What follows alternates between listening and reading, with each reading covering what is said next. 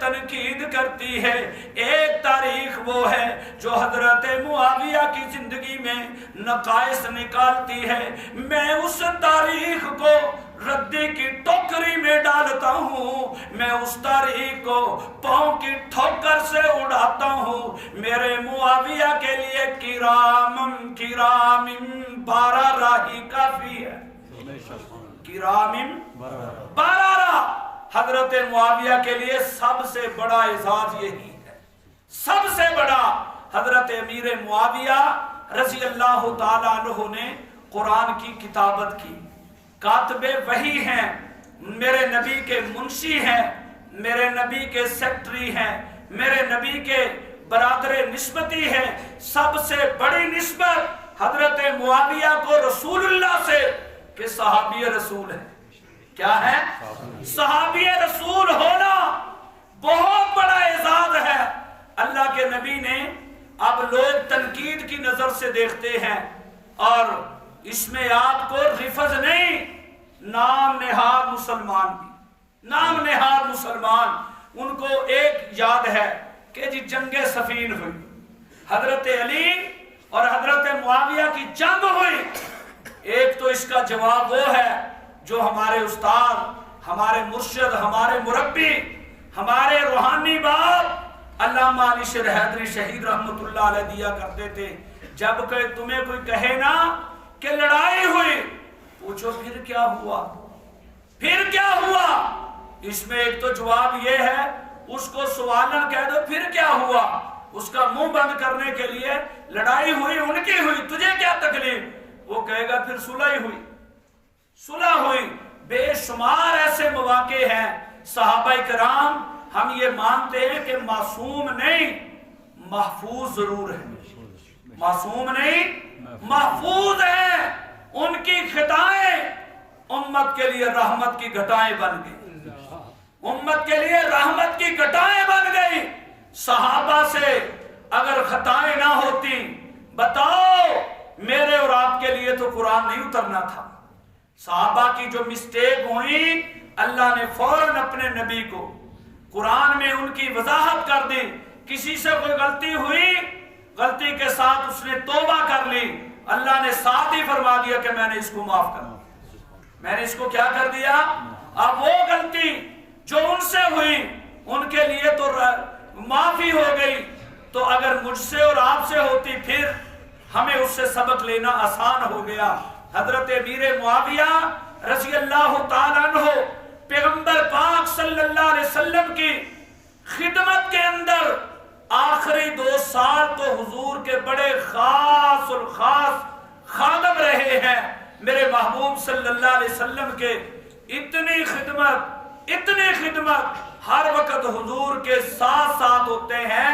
میرے آقا نے ایک موقع پہ فرمایا تھا، جب وضو کروا رہے تھے دعا دی تھی، احلم من امتی معاویہ، میری امت کا سب سے بڑا حوصلے والا کون ہے؟ بولو کون ہے؟ حضرت معاویہ رضی اللہ تعالیٰ عنہ سب سے بڑے حوصلے والا۔ ایک حضور صلی اللہ علیہ وسلم کے ایک وقت آیا کہ غسان قبیلے کا ایک بادشاہ زادہ حضور علیہ السلام کی خدمت میں عالیہ میں حاضر ہو گیا، آ کر حضور سے ملا، عیسائی مذہب سے تعلق ہے، میرے آقا کے پاس آیا، کہنے لگا یہ مدینے سے 6 کلومیٹر کے فاصلے پہ ہمارا ساز و سامان ہے، میں آپ کو کچھ تحفے طائف دینا چاہتا ہوں۔ اس وقت اللہ کے نبی صلی اللہ علیہ وسلم کی خدمت میں اور کوئی نہیں تھا، حضرت معاویہ ہی موجود تھے۔ میرے آقا نے فرمایا معاویہ جی یا رسول اللہ صلی اللہ علیہ وسلم، جاؤ اس کے ساتھ چلے جاؤ۔ حضرت معاویہ رضی اللہ تعالیٰ عنہ فرماتے ہیں کہ میں اس کے ساتھ جب چل پڑا، جب اس کے ساتھ نکلا، اس کے ساتھ روانہ ہوا، اللہ کے نبی کا حکم تھا جوتا اس سائڈ پہ وہ اس سائڈ پہ، میں بغیر جوتا پہنے اس کے ساتھ چل پڑا۔ جب میں اس کے ساتھ چلا، عرب کی گرمی، تپتی ہوئی صحرا، فرمایا کہ میں ننگے پاؤں جب میں اس کے ساتھ چل رہا ہوں، وہ اپنے گھوڑے پہ سوار ہے، میں نے اس کو کہا مجھے اپنا جوتا ہی دے دے. اس نے مجھے تنزن کہا تو محمد کا کمی ہے، نوکر ہے، میں تجھے جوتا نہیں دوں گا.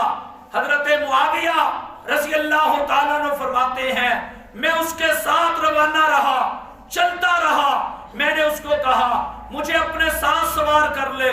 پاؤں میں گرمی کی شدت تکلیف کی وجہ سے تکلیف تھی، لیکن اس نے نہ سنی. حضرت معاویہ رضی اللہ تعالیٰ عنہ فرماتے ہیں میں اس کے ساتھ دوڑتا رہا. جب اس مقام پہ پہنچا جہاں پہ اس کا ساز و سامان تھا، اس نے مجھے وہ گفٹ، وہ تحفہ دیا. میں لے کر واپس حاضر خدمت رسول اللہ میں ہو گیا. میرے آقا نے پوچھا معاویہ، جی یا رسول اللہ صلی اللہ علیہ وسلم سفر کیسا رہا؟ اللہ کے نبی جی کہ سفر ایسے ہوا، سارا ماجرا سنایا، سارا قصہ سنایا. اللہ کے نبی کی آنکھوں میں آنسو آ گئے. فرمایا معاویہ جب اس نے یہ جملہ بولا تو پیچھے کیوں نہیں ہٹ گیا؟ اللہ کے نبی جی آپ کا حکم تھا، حکم عدولی نہ ہو جائے.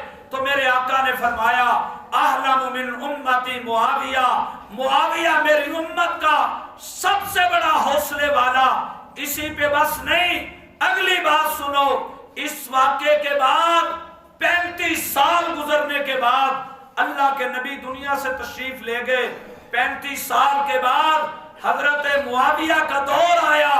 تخت خلافت پہ حضرت امیر المومنین معاویہ بن ابی سفیان رضی اللہ تعالیٰ عنہ ہے.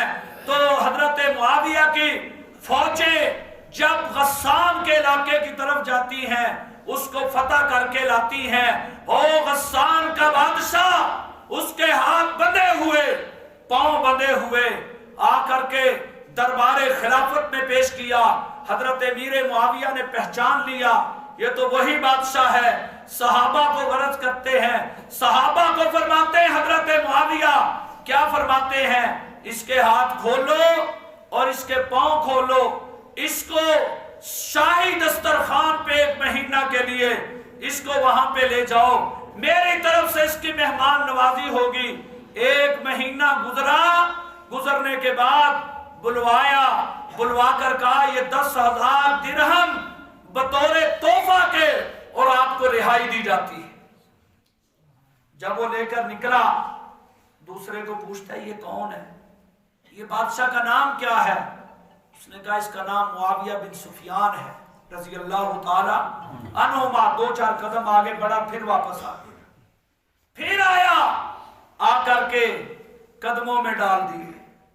10,000 درہم ڈالے اور ڈال کر کے کیا خود بھی پاؤں میں پڑ گیا کہ جلدی کر مجھے کلمہ پڑھا دے کہ تو معاویہ بن ابی سفیان ہے، تو پیغمبر کا صحابی ہے. حضرت معاویہ نے اس وقت فرمایا ہاں میں وہی محمد کا غمی ہوں، وہی غلام ہوں، وہی نوکر ہوں. غسان کا قبیلے کا بادشاہ، اس علاقے کا بادشاہ مسلمان ہوتا ہے. حضرت معاویہ بن ابی سفیان تطہیر الجنان میں علامہ ابن حجر مکی نے اس کو نقل کیا ہے، وہاں پہ یہ حوالہ موجود ہے کہ معاویہ میری امت کا سب سے بڑا بردبار ہے. اور ایک روایت میرے آقا کی اور سنانا چاہتا ہوں. فرمایا میرے آقا علیہ السلام کی